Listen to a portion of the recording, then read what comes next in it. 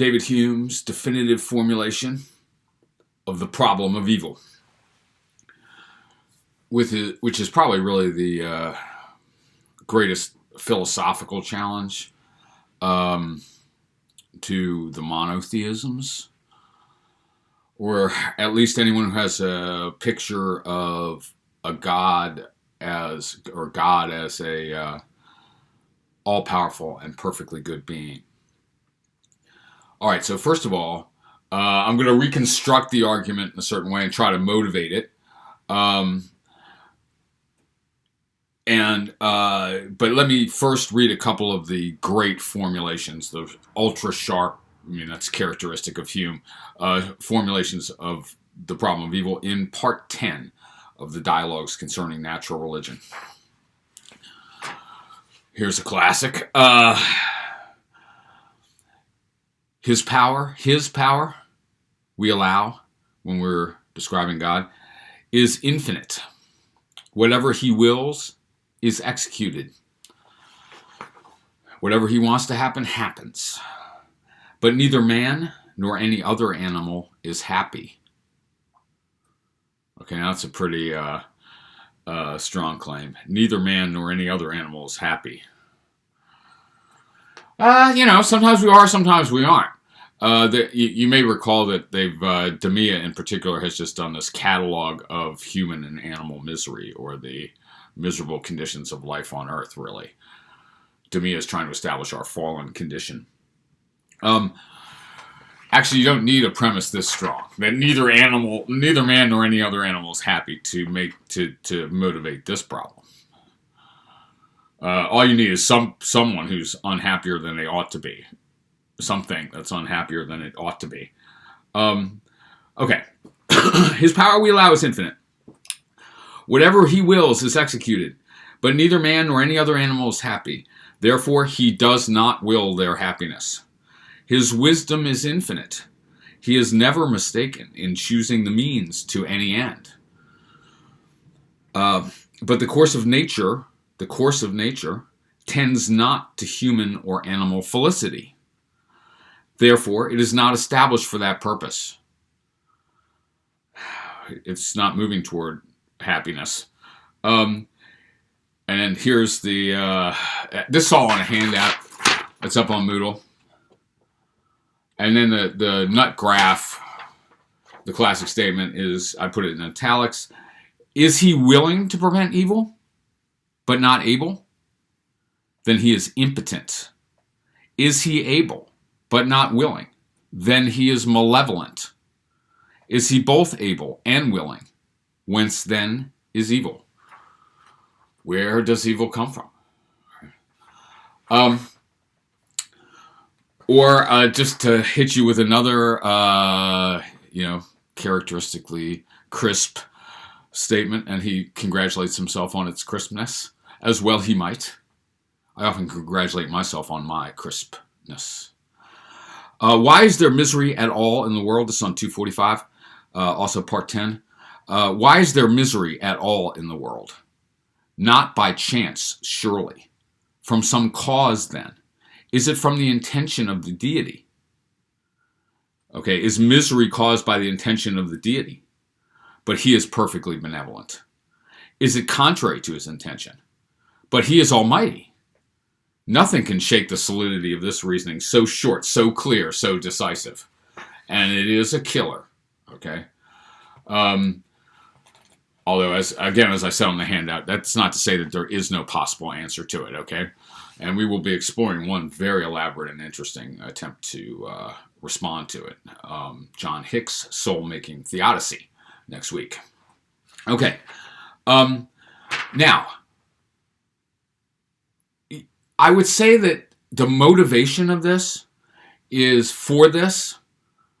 I mean, the motivation for the argument from design is something like, a feeling of the beauty of the universe, and how well the parts fit together, maybe to pursue certain purposes, like the parts of an organism or the parts of an environment in a balance of nature or something like that. in a way, these things kind of rest to some extent on our feelings about where we are and what kind of world we're in. And maybe that in turn rests on, to some extent, on the experiences we've had in this world. Have we felt happy overall, or have we felt miserable? Have we known people who suffered like obviously undeservedly or whatever, or not? You know, and so like and the power of the problem of evil also might come from just experiencing some of the horrors and or even just everyday seeming injustices of human life, which are myriad, right? When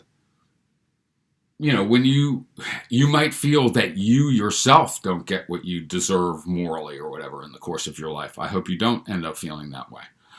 Okay. You may know a small child who contracted a terminal illness, okay? Right? Or you might be raised in a society beset by social injustice, where people suffer not because of what they deserve, but because of, their skin tone, their gender, whatever we want, whatever morally arbitrary grouping we want to use in examples like that. All right, so like in a way, it's going to rest on your intuitions. Is this a good place or is this a bad place? And again, that might rest on your experience, right? But we're trying to formulate this in terms of rigorous argumentation too. But the fundamental motivation is like, I think maybe even Hume is there, like, look around you. This is not what you'd expect from a perfectly good and all-powerful being. Now, what is not what we would expect from a perfectly good and all-powerful being? I say the term evil is not the right term, even though this is always going to be the problem of evil. It's not the right term. We could explain evil in the universe in various ways, and various theodicies or replies to the concept of evil, to the problem of evil, explain evil in a certain moral sense in terms of human free will. Right? It sounds like the problem of why people do evil. Well, that can be explained probably. I mean, like, it's a tough one, but we could work on that. But what I really feel like needs explaining is why people don't get what they deserve. Okay? So why some people who are evil get all kinds of privilege and pleasure, and some people who, are really good, or if no one is really good, depending on your like original sin orientation or something, if someone is really innocent or, they might, there are hundreds of thousands of children starving right now in the world, okay? Why? Because they deserve that? Okay, is that compatible with, is the suffering of any one of those children compatible with this being the best possible world, which is what is entailed by the claim that it's the creation of an all-powerful and perfectly good being? And Leibniz famously drew this conclusion, and Voltaire famously ridiculed it. If that's the case, if this world is the creation of a all-powerful and perfectly good being, then it's the best possible world. But almost anyone could suggest improvements, and almost everyone does suggest improvements to this world. I think it's almost offensive to claim that this is the best possible world because of all the undeserved suffering and injustice that we see around us. That's the way we could think about this. People don't get what they deserve. We could call that injustice. Or people get, what they don't deserve. That we could call that injustice. So perhaps we could call this the problem of evil, the problem of misery. I guess I want to refer to it as the problem of undeserved suffering. But I think the problem of injustice, which I hear as being very close to the problem of undeserved suffering, might be a good way to frame it too. Okay. And it might be a little more current in a way, because justice is really a rolling concept for us right now. Evil, not so much, maybe. Well, I don't know. We're a little uncomfortable with flat attributions of evil, but we're getting more comfortable since the Trump administration. At any rate, okay, so I'm going to frame this as the problem of undeserved suffering. And let's put it as something like a deductive argument. I was just trying to play around with a symbolic reconstruction of this. I didn't get all the way. It seems like it obviously is a valid argument, but I'm not quite sure how to display that. Maybe I'm just not awake enough this morning. If there is an all-powerful being, and this is, just an attempt to reconstruct Hume's formulations with some changes in jargon and so on. Again, maybe the italicized sentences. Is he willing to prevent evil but not able? Then he's impotent. Is he able but not willing? Then he's malevolent. Is he both able and willing? Whence then is evil? So this is my reconstruction here. If there is an all-powerful being, he can prevent undeserved suffering if he wills it.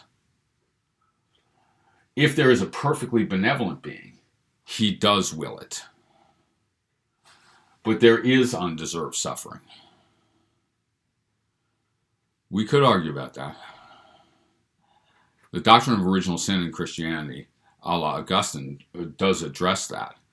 I've taught the American philosopher and minister Jonathan Edwards. He just flatly goes to for the claim that everyone deserves all the suffering you can possibly heap on them. Everyone deserves to suffer eternally in God's hellfire. Okay, but if you're going to stop short of that, which is not a popular position, that a small child that just got, a victim of chemical warfare or starved due to government mismanagement or something like that, or starved due to natural disaster, right? If there's a drought, we might be doing that, though. This used to be an easy way to do examples. Like, okay, some of this we can blame on humans, but some of it we can't because there's just weather systems, earthquakes. I mean, we still got earthquakes, right? I don't think we are causing earthquakes. Fracking. Right, but okay, so if an earthquake wipes out part of Japan or something like that, it's liable to kill, or a tsunami, right, resulting from an earthquake, it's liable to kill people completely indiscriminately. It doesn't go like, oh, you're a pretty good person, I won't drown you. Well, are those are acts of God, I suppose? It doesn't seem that all undeserved suffering is caused by human activity. Though more and more we're maybe seeing the ways that it is. All right. All right. I think this is, like I say, provisionally a very devastating argument that does rest on, real and fundamental human experiences. You might not think that's a legitimate thing to worry about in logic. I do. Because, I immediately see the compelling quality of this. Why? Because I think I've witnessed a lot of undeserved suffering in my life, right? I don't know if my own suffering, such as it has been undeserved or not. I don't know what I deserve. But I've seen a lot of people suffer who I was pretty friggin' sure didn't deserve what they got. All right, so, God, why? Why? And I think this is one reason that I was an atheist for a very long time, as I'm just like, look around you, okay? You really think this thing was created by a perfectly good and all-powerful God? I'm thinking a little bit differently about it now. But it's, now, responses to the problem of evil, and we'll get to this in detail. That's the painter Jane Irish behind me. Are known as theodicies. Theodicy. Where's my marker? I write it up. Theodicy. A theodicy is a response, an explanation of evil or undeserved suffering or injustice in the world, compatible with the existence of an all-powerful, omniscient, omnibenevolent deity. Those are theodicies. And the first move is in the one that we'll examine in detail. The first move is a classic move in terms of human free will. God, in some ways, if God created a universe without creatures with free will, it would be just a kind of mechanical clockwork or toy for God. The creation would be redundant in a way.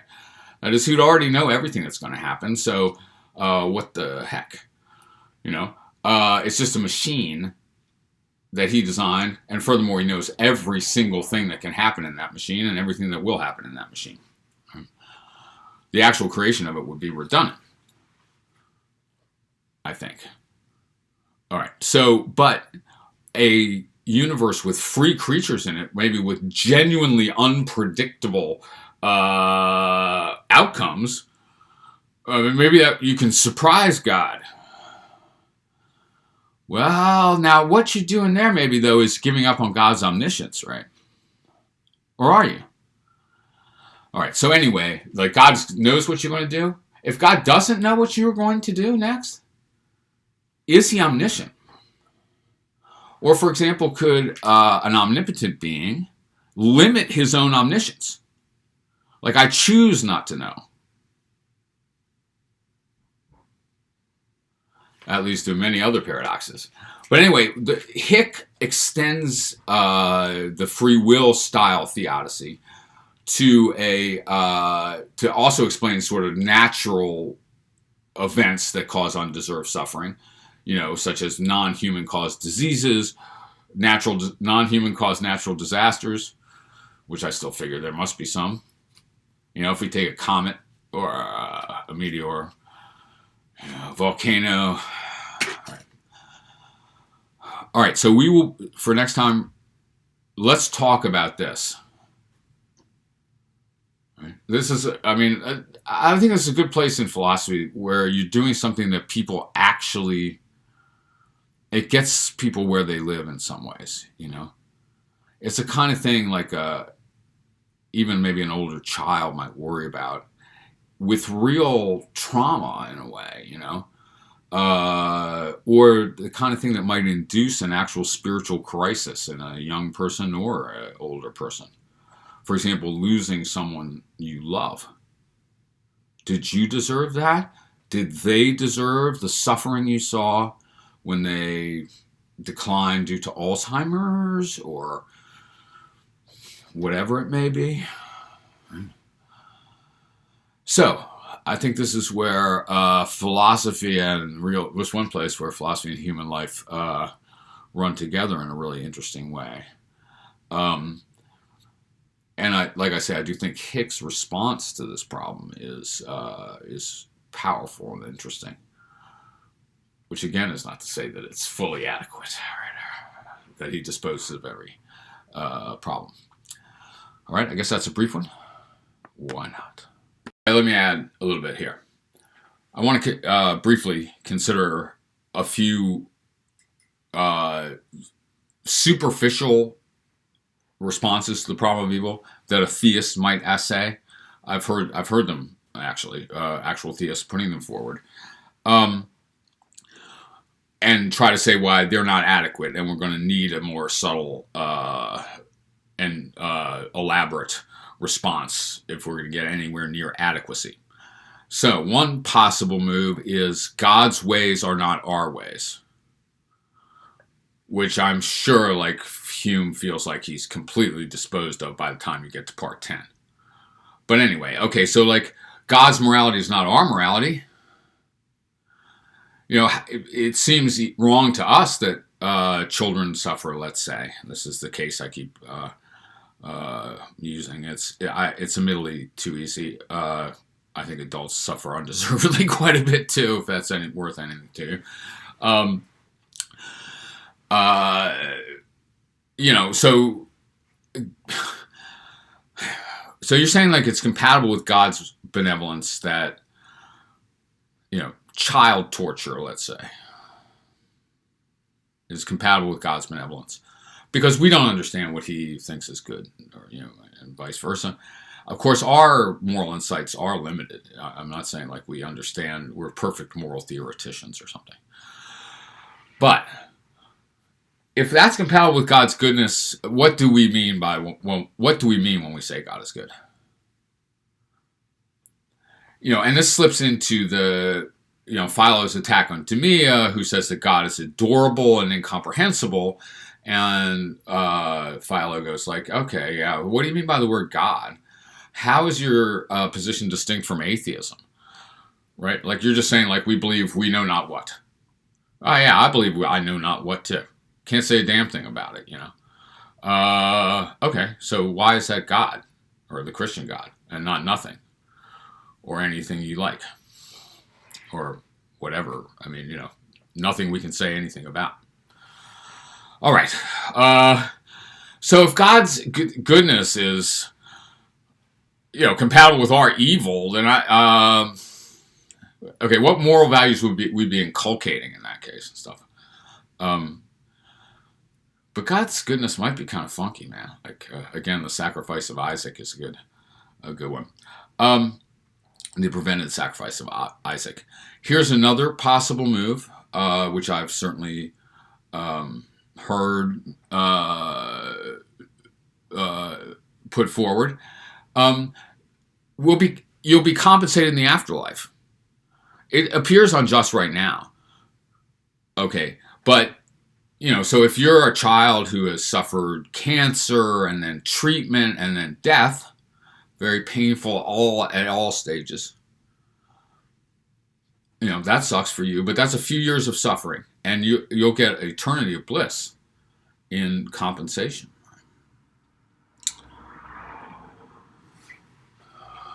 But the compensation doesn't make it the case that the undeserved suffering never occurred, even if the compensation is infinite, whatever that means, okay? We're talking about an omnipotent God, after all, and he doesn't have to try to right injustices retroactively. He can prevent them prospectively, right? And no matter what we give you afterwards, by hypothesis, this has not wiped away the suffering you endured undeservedly. Right? So I think that kind of, you know, like it's all made good in the afterlife is really not going to be an adequate response to this whatsoever. Right? Here's another one that one sometimes hears. The overall balance of pleasure over pain or happiness over misery is positive. The world is more felicitous than not. And, you know, these Hume formulations that I read assert the opposite, that, you know, life is misery, more miserable than not. But, you know, depending on your day, you might feel like, actually, you know, I mean, you know, there's bad stuff, but man, you know, I'm glad to be alive, and, you know, there's a balance of goodness over evil, even a balance of people getting what they deserve over not. I don't know about that. Really don't know about that. Not here on Earth.